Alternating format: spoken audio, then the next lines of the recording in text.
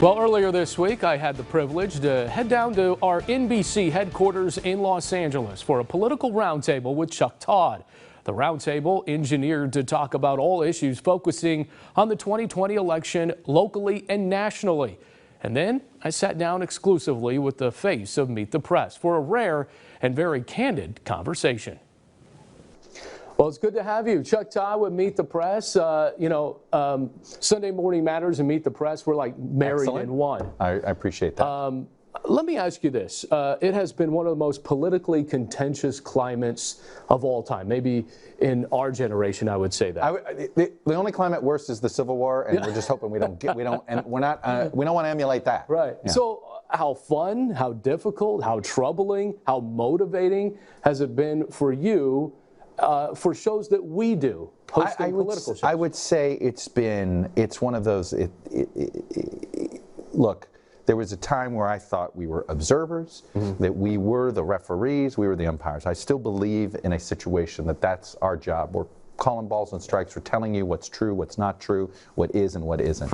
I think the biggest change is that we are treated like politicians in our communities. Whether it's me in Washington, you in Fresno, they view the media. The media is viewed as a political player. I think people think I think they don't think there is such thing. It's interesting, the word nonpartisan. What does that mean? We care about it a lot in the press. The average person thinks, well, how can anybody be nonpartisan? Because they think that everything is a partisan issue. That if you have an opinion, therefore you're partisan. Look, this is something that we have to, that's a bad habit. But look, this is the world we live in. Everything is left and right, not right and wrong. I think that has been the biggest change in our lifetime. And I think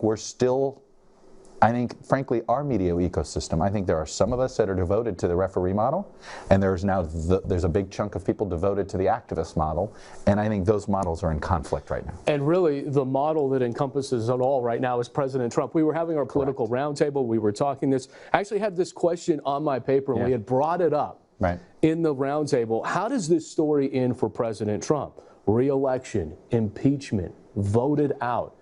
What are you, get out your crystal ball here, Chuck, and let me know what you're saying. To me, I have an easy answer. I know that in January of 2021, and in February of 2021, and in November of 2021, Donald Trump is going to be a major political force in this country.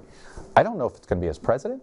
I don't know if it's going to be as an impeached president. I don't know if it's going to simply be as a defeated president, an ex-president.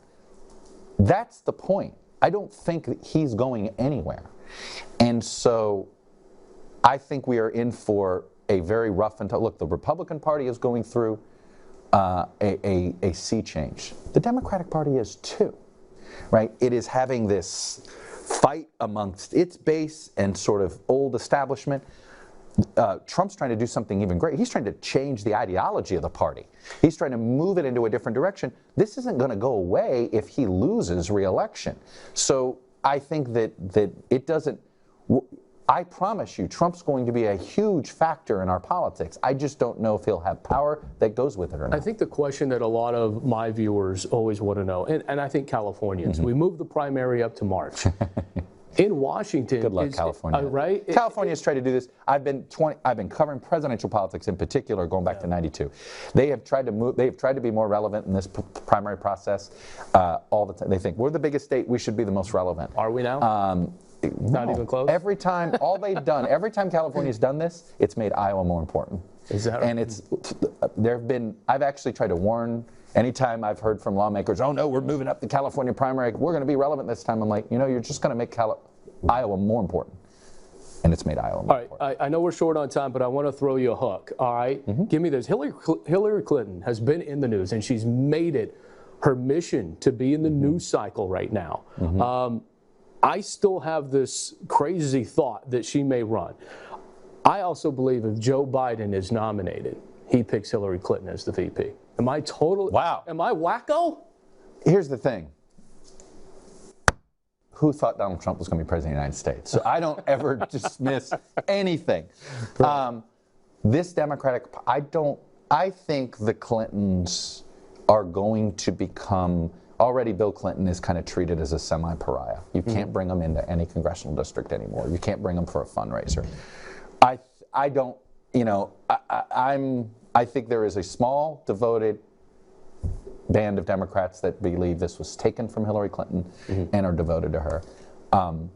But I think it's in the minority in the Democratic Party. All right, I'll finish with this real quick. How many times do you read Donald Trump's tweets every single day? Sadly, we have an entire system here at NBC, as you know, that makes it that you get an email alert when there is a Trump tweet. Right, we all get this. So we are the wrong people. Yeah. I will say this. I do not leisurely go on Twitter anymore. Wow. Well, I just tweeted out professionally that we just did my makeup I professionally will do, but it is, I go back, I don't know if social media is a net positive for America yet. All right. Well, I've always wanted to say this. Chuck Todd on Sunday Morning Matters. How are you? Thank you. Right on. Appreciate it. Good. If it's Sunday, then it's Sunday Morning Matters. That's right. There you go.